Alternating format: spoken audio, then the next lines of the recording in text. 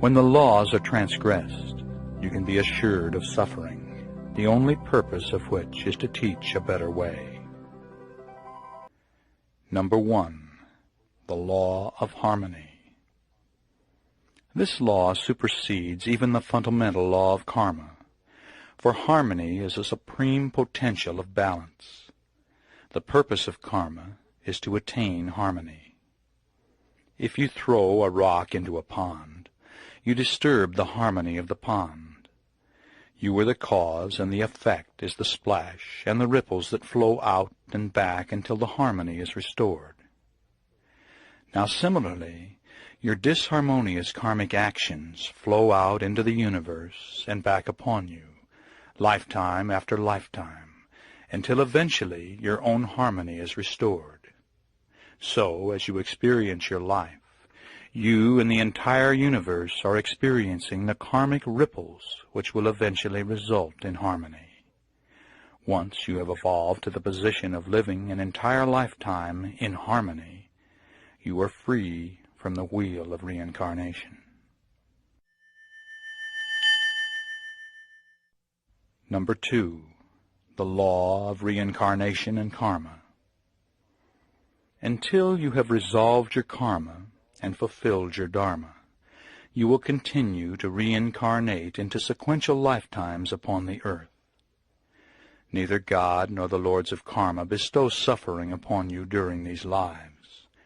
You alone decide what you most need to learn in your earthly sojourns. And for each life experience you seek out other souls, often with shared histories, and always with karmic configurations matching your needs. Now whenever you act with intention, you create karma. Actions are considered to be thoughts, emotions, words, and deeds, and the motive, intent, and desire behind each.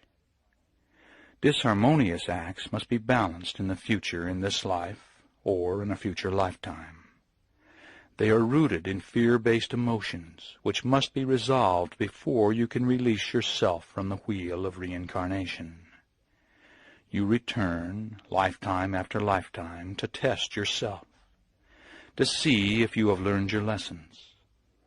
Now, until you can go through an entire lifetime with total involvement and no disharmonious attachment whatsoever, you will continue to reincarnate. In other words, when you can live a life of perfect harmony, liberation will follow.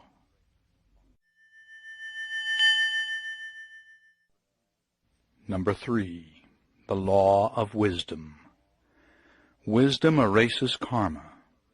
If you have the wisdom to learn your lessons through love and wisdom, you can mitigate your suffering.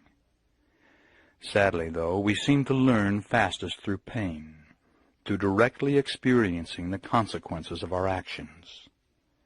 As an example, you greedily take from others, and instead of learning through wisdom and love that this is wrong, you have to directly experience someone greedily taking from you, whether later in this life or in a future lifetime.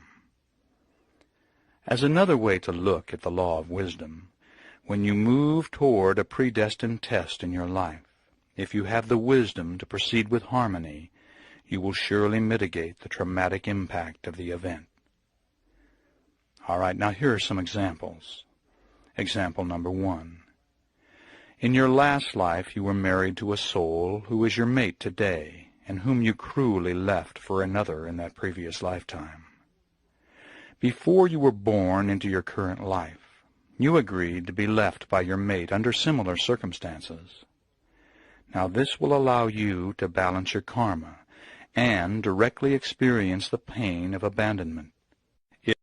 If, through the wisdom of Master of Life Awareness, it is easier to consciously detach from the relationship with love, you will ease the pain of parting while also passing your own test. Example number 2.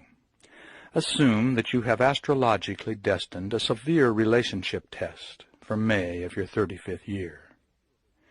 Now, if you have learned through past life awareness as well as present life learning to be positive, non-judgmental, and without expectations in your relationship. You may only experience an argument with your mate on that fateful day in May. But if you haven't learned your past lessons and have intensified the disharmony during your relationship, you might experience a divorce in May of your 35th year. Example number 3. In several past lives, you were so proud that you were unwilling to accept any assistance from others. Now, pride is fear. So in this life, you have astrologically predestined an event which will cause you to be institutionalized for many years. On a soul level, you've decided you needed to create circumstances which would force you to subdue your pride and allow others to give to you. But through wisdom in this life, you have overridden your pride and opened your heart, gladly accepting assistance from others. Because of this, you will not have to be institutionalized to learn your lesson. Wisdom will have erased the karma.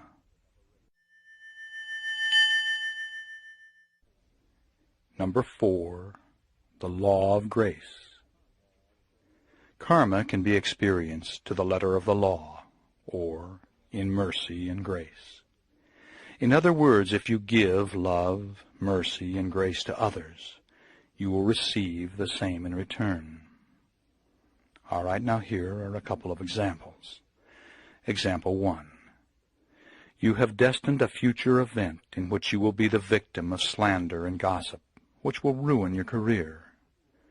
But in the years preceding this event, you have become so kind and loving to other human beings, it is obvious to your higher self that you have learned your needed lesson. So, the predestined event will be mitigated, having little or no effect upon you. Example number 2. In a previous lifetime, you were a person of great wealth, which you used selfishly for your own and your family's indulgence. In this life, you have destined yourself to experience monetary need. But you were so giving with the little you have, you release yourself from this self-imposed bondage, and once again rise monetarily, always sharing what you have with those in need. Number 5, the law of soul evolution. Everyone on earth shares the goal of soul evolution, whether they realize it or not. We have reincarnated because we desire to spiritually evolve by rising above our fear-based emotions and learning to express unconditional love. In so doing, we raise our vibrational rate and move closer to a state of harmony. Even when it appears that you are not evolving, you are in reality making progress. We learn through the pain of our disharmonious acts, which can be viewed as our mistakes or failures. But if you fell off a bicycle 9 times before you learned to ride it on the 10th attempt, you needed 9 failures to achieve your final success. In reality, every failure was a small success, bringing you closer to accomplishing your goal.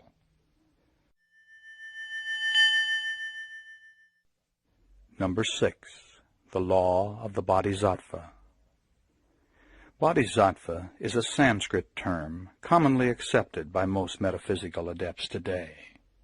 It means one who has transcended the need of earthly incarnations, but who has chosen to return to the earth to support others in achieving enlightenment. A bodhisattva knows he will never really be free until all souls are free. Most serious students of metaphysics have entered the bodhisattva development stage of their evolution.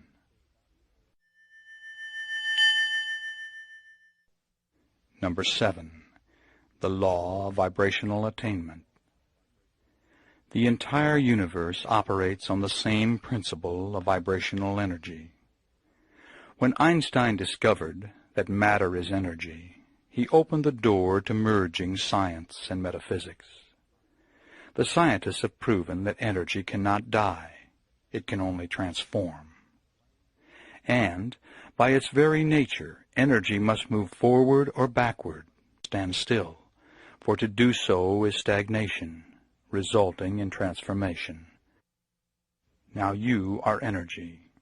Your skin, which appears solid, is actually trillions of swiftly moving molecules orbiting each other at a specific vibrational rate, a physical life rate that you earned in the past as a result of how harmoniously or disharmoniously you've lived your past lives and your current life up until this very moment in time.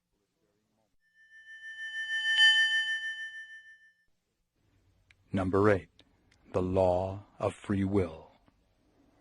The law of free will operates in 3 ways. Number 1, although many of the major events in your life are astrologically predestined, you always have free will to mitigate the impact of the event or to transcend it entirely. This will result from how you live your life up to the situation you have destined for yourself to experience.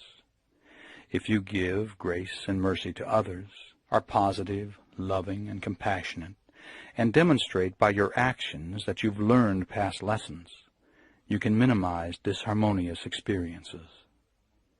Number 2, as you obtain Master of Life awareness and develop conscious detachment, you will be far less affected by worldly events than in the past. A Master of Life enjoys all the warmth and joy that life has to offer, but detaches from the negativity by allowing it to flow through him without affecting him. Number 3, you always have free will in how you respond to any situation. If you respond with positive emotions, compassion, and integrity, you have probably learned your karmic lessons and will not have to experience a similar situation in the future.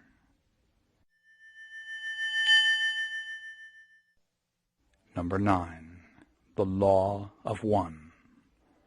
Every soul, living and discarnate, is connected to the level of the collective unconscious, deep within the higher self. We are all part of a great energy gestalt called God, and because we are part of God, we are God. It is the goal of the gestalt to move the energy forward, creating more energy.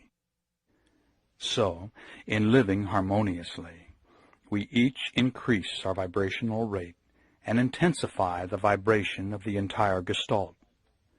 And when we are disharmonious, we decrease the vibration of the entire gestalt.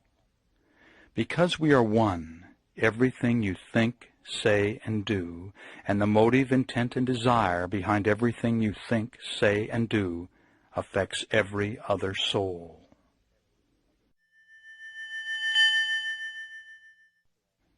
Number 10, the law of manifestation. Everything manifest begins as a thought, an idea. Ideas and experiences create beliefs, which in turn create your reality. If you are unhappy with your current reality, you must change your beliefs and your behavior. Beliefs can be changed when you recognize those that are not working for you and begin programming what will create success and harmony in your life. The unlimited creative power of your mind, through dedication, awareness, and training, can be the wisdom to rise above your karma. Within physical laws, you can manifest any reality you desire to experience. In regard to changing your behavior, you must decide which disharmonious behaviors you want to eliminate. Then, be aware that you don't have to change how you feel about something to affect it, if you are willing to change what you are doing. Number 11, the law of conscious detachment. His earthly teachings are best summarized with one of his statements. It is your resistance to what is that causes your suffering. And by suffering, he meant everything that doesn't work in your life. Relationship problems, loss of loved ones, loneliness, sickness, accidents, guilt, monetary hardship, unfulfilled desires, and so on. When you accept what is, you accept the unalterable realities in your life, without resisting them. Some things are facts. They exist. And no matter how much you resist, there is nothing you are going to be able to do about them. Change what you can change, but have the wisdom to accept unalterable situations as they are, without wasting mental or physical energy attempting to change what you cannot change. Out of this acceptance comes involved detachment, the ability to enjoy all the positive aspects of life, but to allow the negativity to flow through you without resistance and without affecting you. Number 12, the law of gratitude. From the perspective of karma and the law of one, the more you give, the more you will receive. The more you assist others, the more you assist yourself. The power of this law also works in your day-to-day life.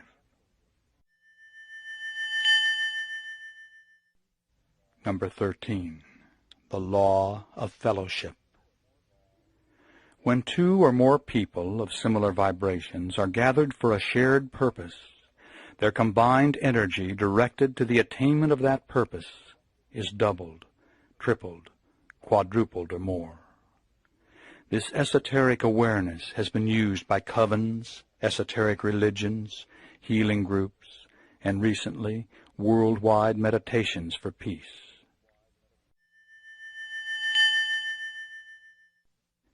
Number 14, the law of resistance. That which you resist you draw to you, and you will perpetuate its influence upon your life. Resistance is fear, so it is to karmically resolve.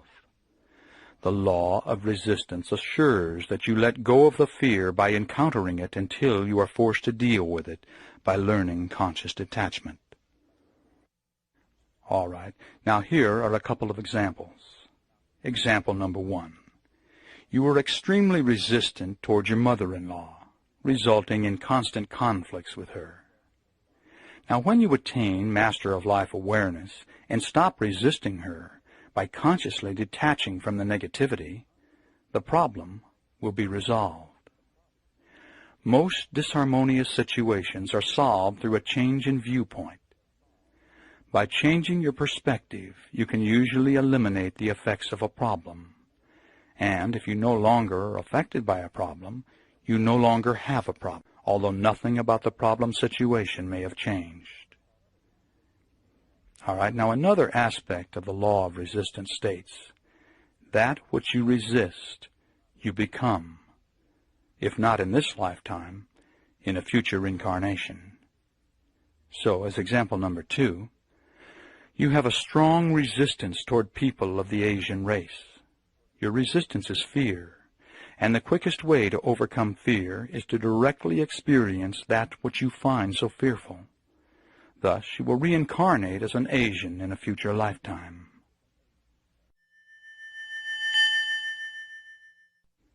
Number 15, the law of attraction. Where your attention goes, your energy flows. You attract what you are and that which you concentrate upon. If you are negative, you draw in and experience negativity. If you are loving, you draw in and experience love. You can only attract to you those qualities you possess. So, if you want peace and harmony in your life, you must become peaceful and harmonious. Number 16, the law of reflection. This law says that the traits you respond to in others you recognize in yourself, both positive and negative. It has 4 primary manifestations. Number 1, that which you admire in others you recognize as existing within yourself. Number 2, that which you resist in others and react to strongly in others is surely to be found within yourself.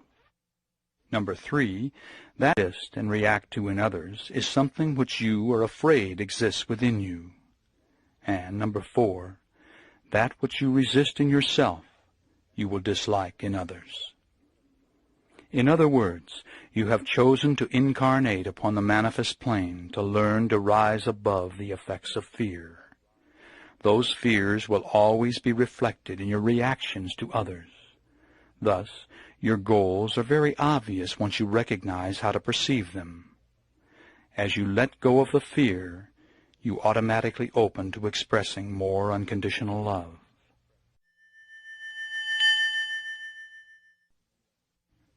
Number 17, the law of unconditional love.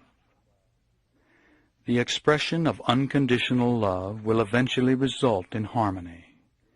Unconditional love is not romantic love. It's the acceptance of others as they are without judgment or expectations. It's the total acceptance of others without attempting to change. The law of unconditional love says, if you go out of your way to express unconditional love, you automatically rise above fear. And as you transcend your fears, you automatically open to the expression of unconditional love. Number 18, the law of magnetic affinities. By astrologically choosing the time and place of your birth, you determine the nature of the effects you will experience in your life. On the other side, before you were born, you made decisions about the lifetime you would be entering into.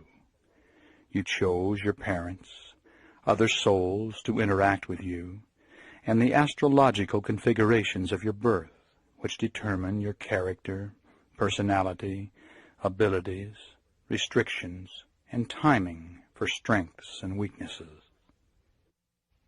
If all of this seems too complicated to be real, be aware that you are only using 5 to 10% of the capacity of your brain.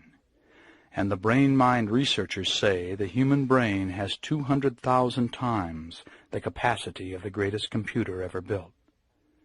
Such calculations, as I've just described, would be no problem for such a computer. Number 19, the law of abundance. You have within yourself everything required to make your earthly incarnation a paradise if you choose to accept that which is your natural birthright. We live in a universe of abundance, although the majority of those populating our planet appear to view it as a universe of scarcity. Number 20, the law of divine order. If you seek to understand the law of divine order, study the natural balance, for it works very much the same way. Everything is as it should be, although mankind is far from experiencing its potential of total harmony. There are no accidents. Your energy, translated into thoughts, words, emotions, and deeds, causes all your experiences. This assures that you always have the learning opportunities you require to resolve your karma. And, as with you, the collective thoughts, words, emotions, and deeds of mankind create the environment for us all.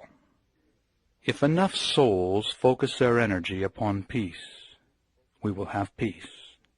If the majority of souls are filled with anger, we may all have to experience war. We are all one, and like the many sub-personalities within you, the dominant traits of mankind will emerge to resolve our group karma. At this moment, a born-again Christian evangelist preaches fear from a pulpit in West Virginia, while a yoga instructor directs a loving group meditation in Oregon. One is directing the energy of the Gestalt into disharmony, the other into harmony. Hopefully, at least one can cancel out the other. If we can't attain harmony, maybe we can balance the disharmony. Certainly, as New Agers, we must not give up, individually or collectively. As always, fear is the problem, and love is the answer.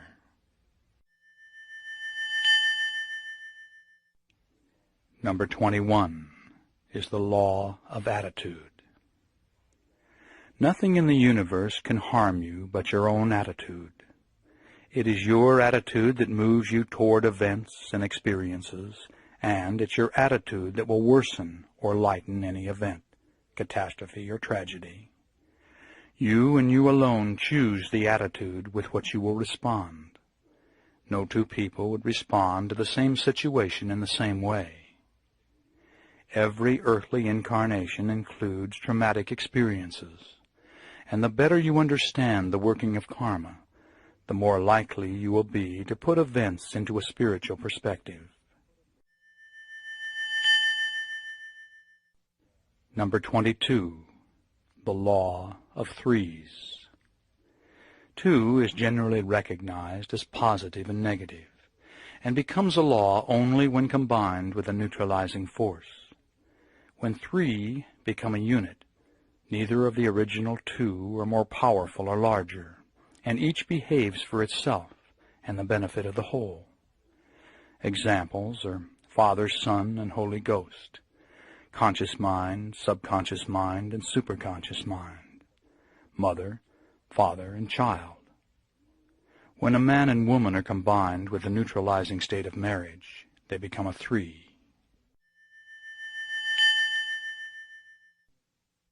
Number 23, the law of association. If 2 or more units have something in common, the commonality can be used to influence or control the other thing. The amount of control depends upon the degree of commonality. The more in common they both are, the more the influence.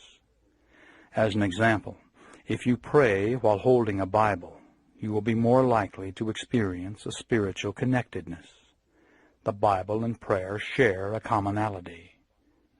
As another example, proper diet and exercise share the mental commonality of perceived good health, which is more likely to manifest as the result of your assumption.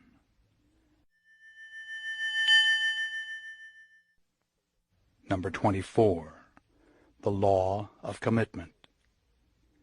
When you become clear on your intent, making a decision and obligating yourself to a task or a belief, everything begins to fall into place if your direction is in harmony with the universe as it relates to your purpose. Now, once you have pledged this direction, things begin to happen almost magically, as if you were a magnet drawing into your experience that which is needed for manifestation. The key to this ultimate power is to have no indecisiveness at all, and the greater your emotional desire, the more power you will give to those on the other side who can assist you, and the more rapidly the manifestation.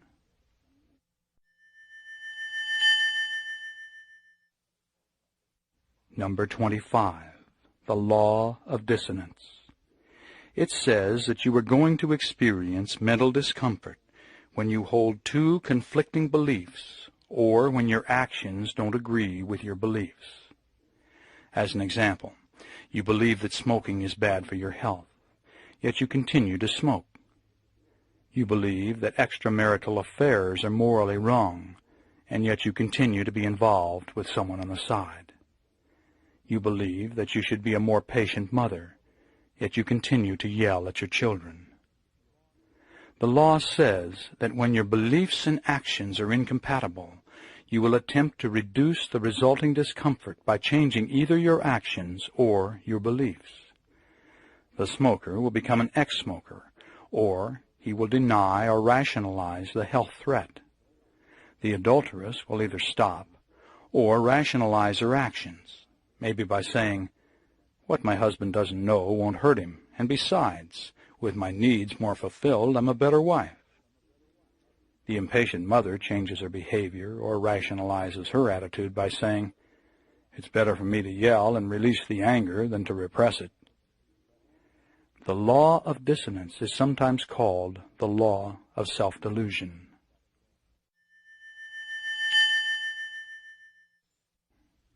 Number 26, the law of experience.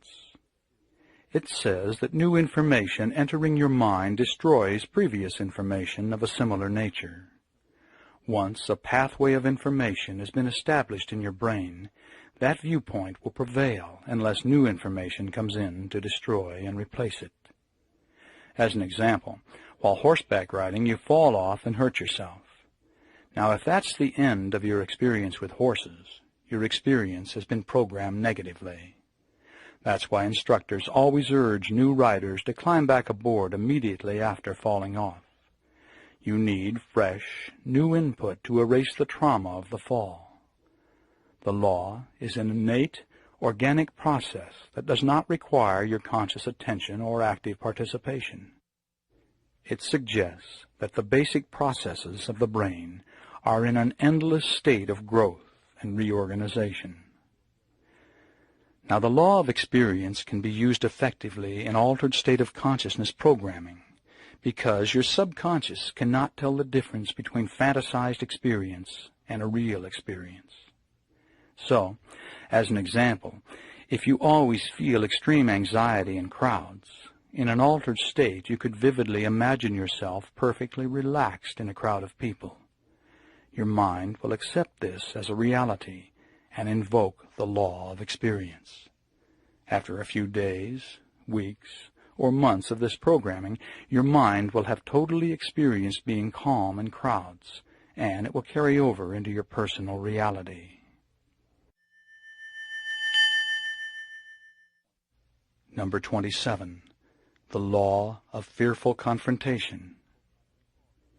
This law says that if you fear doing something and yet have the courage to do it anyway, you will soon do a mental flip-flop and may even become addicted to doing it. As an example, if you fear skydiving but force yourself to do it, the experience generates the internal release of beta endorphins. These internally manufactured opiates chemically resemble opium and are quite addicting. The more you skydive, the more you will want to skydive, or ski straight down mountains, or gamble, or whatever it was that you originally feared and that still causes you this internal rush.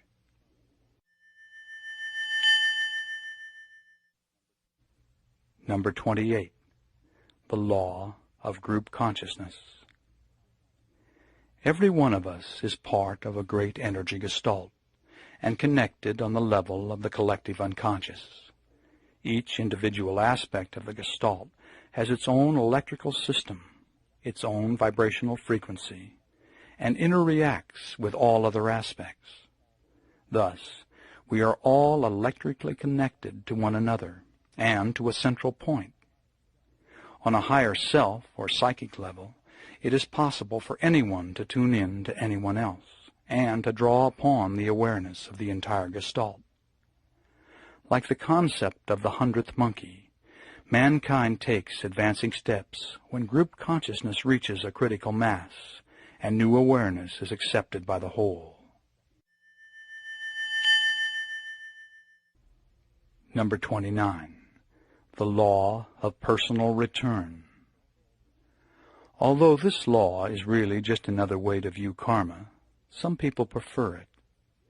It says if you think negatively of someone or send hateful thoughts to them, the thoughts may harm the person, but in due course they will return to the sender as sent. The same is true of disharmonious deeds. But the good news is, the law of personal return also works in reverse, and positive thoughts, words, and deeds will be returned to the sender.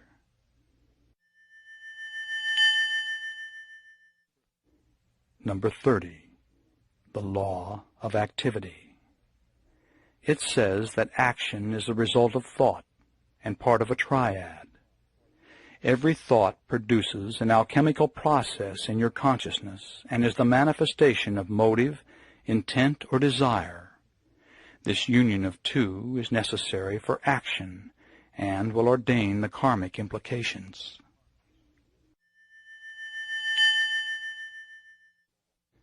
Number 31. The law of denial. It says when you refuse to deal with a highly emotional issue, or refuse to take responsibility for an unpleasant situation, you avoid living up to your potential. Such things can be put off for lifetimes, but the effect will be experienced mentally, physically, or as a lifestyle manifestation until you correctly balance the situation. Number 32. The Law of New Beginnings. It says that for each of us in our time, there are major life turning points. There is a break in the energy wave patterns, and a complete change will result. Everything is affected by this change in flux, some things to a lesser degree than others. Examples would be 1. A traumatic situation or tragedy such as the death of a loved one. 2. A religious conversion. 3. A point in therapy when something clicks and from that time on the patient begins to get well. And 4. A mother giving birth to a baby.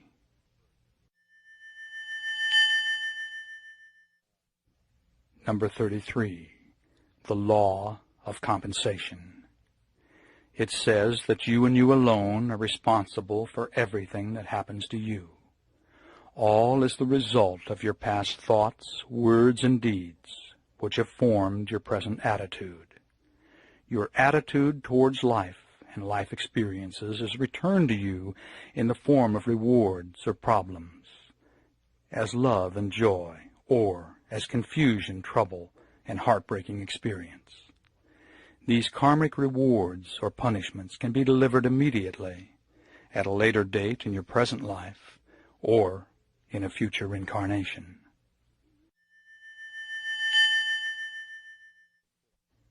Number 34. The Law of Psychometric Influence. It says that two things, animate or inanimate, once in contact with each other, will continue to act upon each other, even at a distance, long after the actual contact has been severed. Matter coming into contact with other matter absorbs and influences as a result of the contact.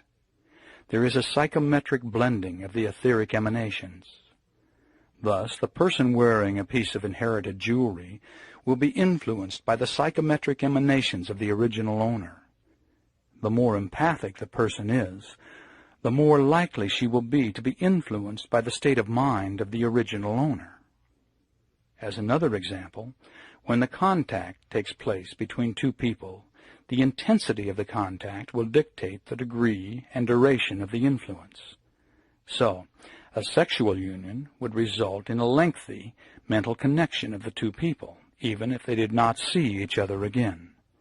Neither might recognize this consciously, but on an unconscious level, contact and influence continues. Number 35. The Law of Totality. It says that each part of a totality has its own characteristics, and also takes on the characteristics of the totality as a sum of its parts. Each part thus has two functions: to retain its own characteristics and to function as part of the totality.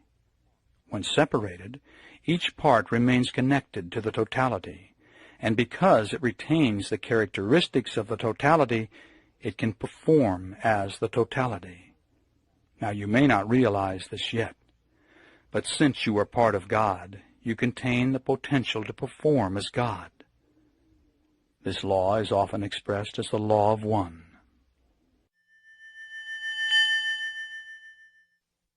Number 36. The Law of Dominant Desire.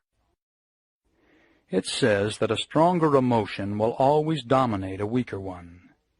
Every idea you perceive is the beginning of a manifestation, although all ideas are not expressed in reality.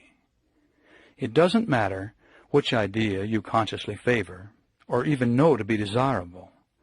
The stronger emotion will nullify the weaker ones, and the strongest emotion will begin to permeate all aspects of your activities. As an example, if you are emotionally focused upon the sexual desirability of a particular person, you may begin to create circumstances in many life areas which will increase the likelihood of an eventual sexual union. Number 37. the law of duality. It says the universe and all energy functions as a yin-yang balance, resulting in a tension between opposites. Yin is negative, yang is positive, and we all contain these dual aspects expressed as love and hate, harmony and chaos, good and evil. Actually, this tension is necessary for structure to exist, and human beings are energy structures. Now, don't be mistaken and think in terms of negative being bad. An automobile battery is a good analogy. One plate is charged positive, the next negative, the next positive, and so on. It's the interaction between the plates that generates the energy, but the negative plate is not better than the positive plate. Now, in relating this to your life, you must realize that without tension you don't exist. Thus, there is a need for yin balance in your life. Most people express their yin energy in undesirable ways, such as self-denial, excess hard work, gambling, dangerous activities such as driving too fast, or in arguing or fighting. Illness is an expression of yin energy, and war is the ultimate expression of mass yin energy. But your yin energy can be expressed in a different way, as positive challenge, and this is best explained in the next law.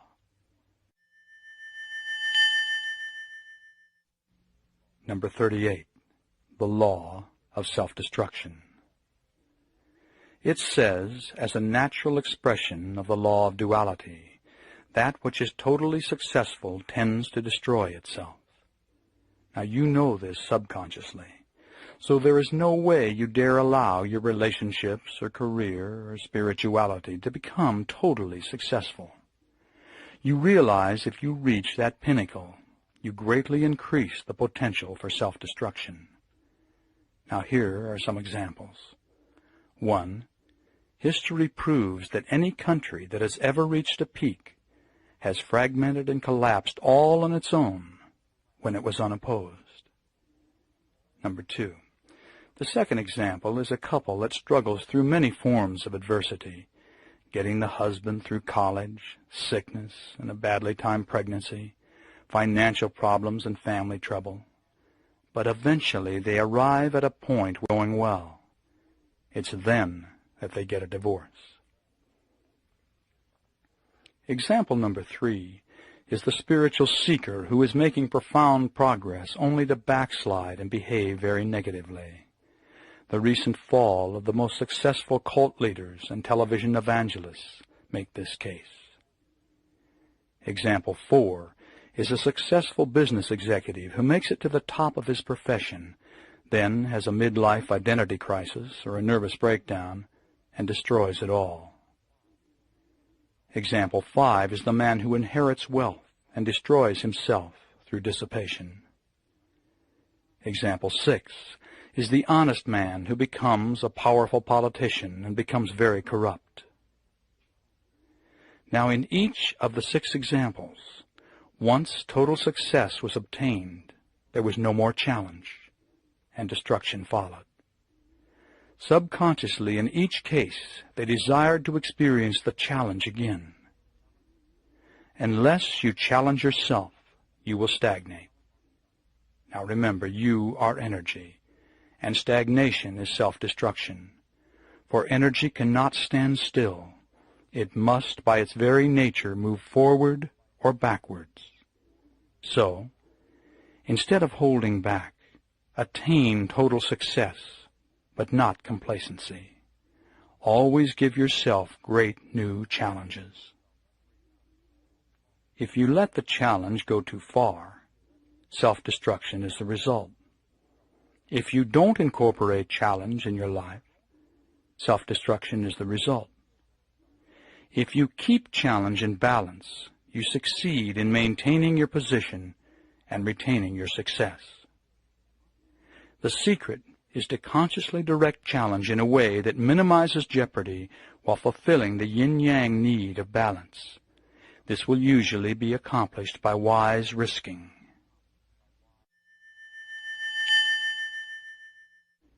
Number 39. The law of environmental manifestation. It says that everything that surrounds you is an extension of you. Your mate, your home, your furnishings, your car, your pets, your yard, your office, and your career are a physical expression of your attitudes and belief system. Your environment is a reality picture of your core beliefs and expresses your self-image and cultural overview.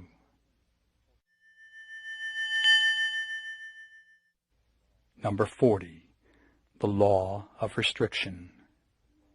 It says that man cannot create anything higher than his own level of understanding. Thus, society can never get any better than the level of mankind as a whole. Our systems for social change usually only add new burdens to already ineffective systems.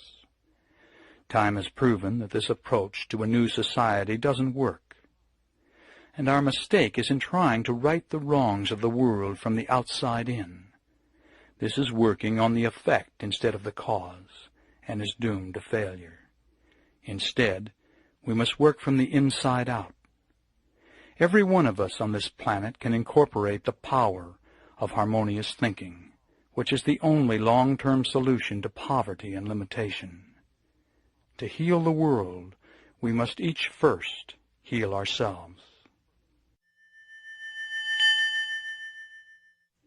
Number 41. The law of self-worth.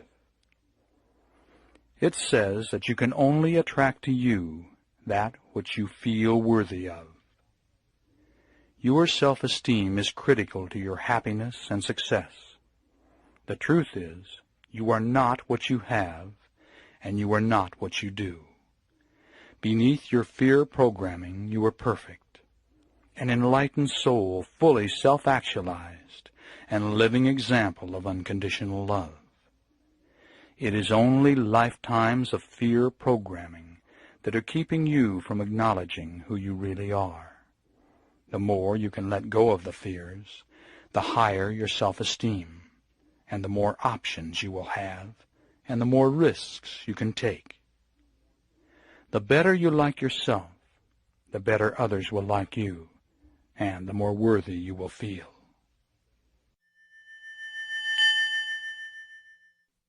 Number 42. The law of growth. It says that there is no growth without discontent. Deep within your center, at the level of higher self, you know what is best for you, and it will always be to strive for more awareness. Never allow yourself to reach a level of self-satisfaction where there is no new challenge. For most of us, there will be no growth without agitation or discontent. So the idea is to carefully study your dissatisfactions, for they will tell you what you are about to leave behind, and possibly point to new future directions. Make sure the future is one of happiness and success.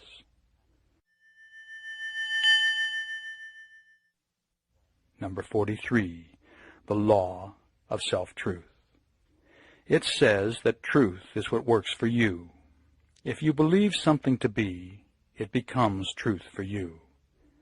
The idea is to be very careful about what you accept to be, for it will influence all aspects of your life and your future.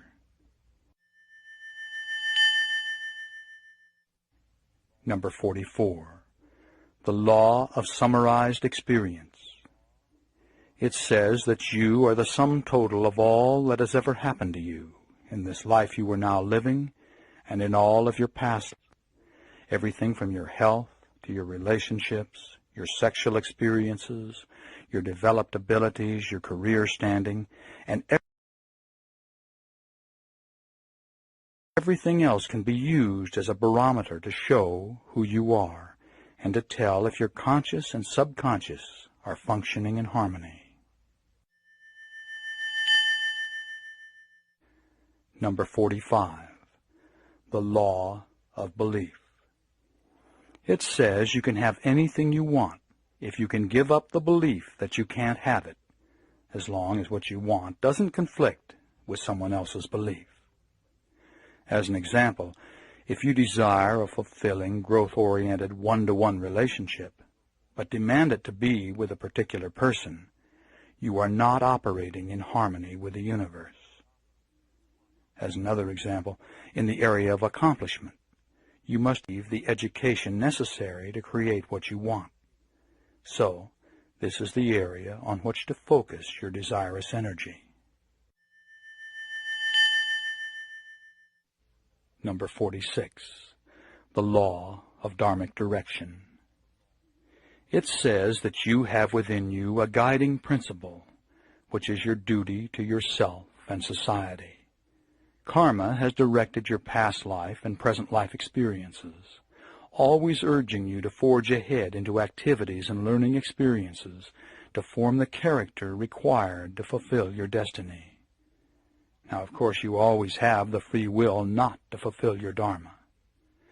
But the secret is to listen to your inner direction, which will direct you to fulfill your dharma and resolve your karma.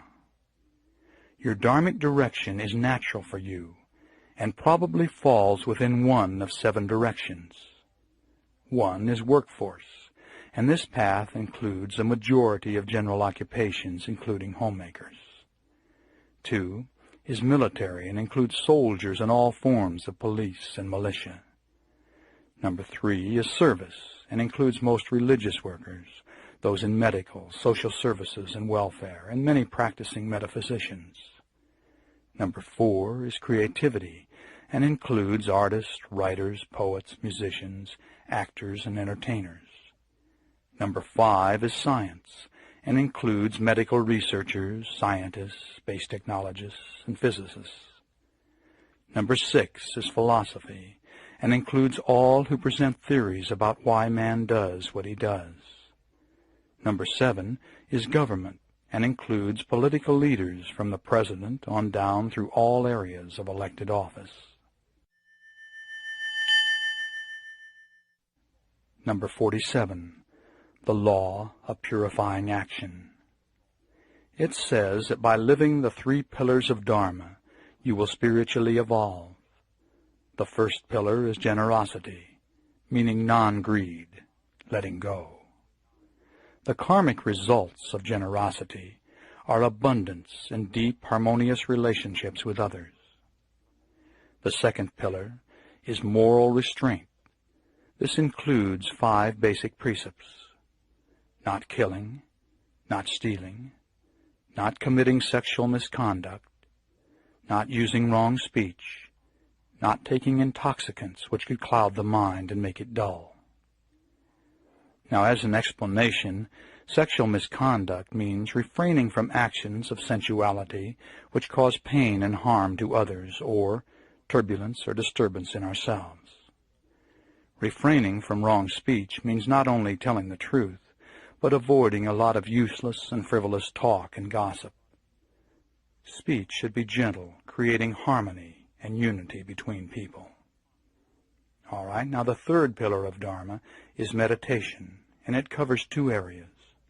The first is concentration, the ability of the mind to stay steady on an object without wavering. Second is the cultivation of insight, which means to see clearly the process of things and the nature of Dharma.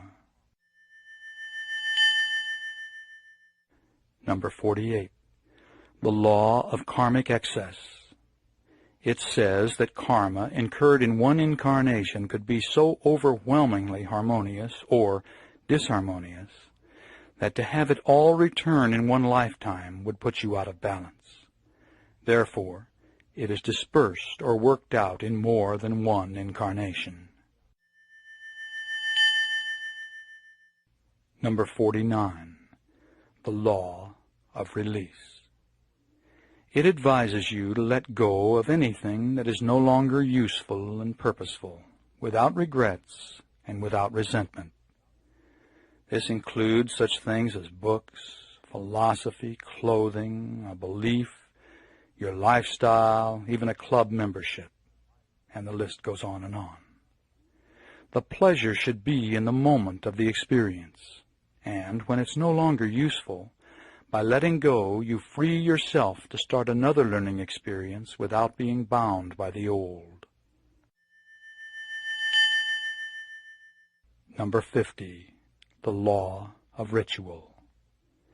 It says that any act performed repeatedly with specific intent becomes a rite. Each time the ritual is repeated, its power is enhanced in 3 ways. First, by focusing on the intent, the performer intensifies the power of his mind to control reality. Second, the performer gives permission to his guides and those on the other side to assist him in the desired manifestation. And third, each performance of the rite draws upon the energy of all who have used the rite throughout all time. As an example, in using the pentacle rite of protection,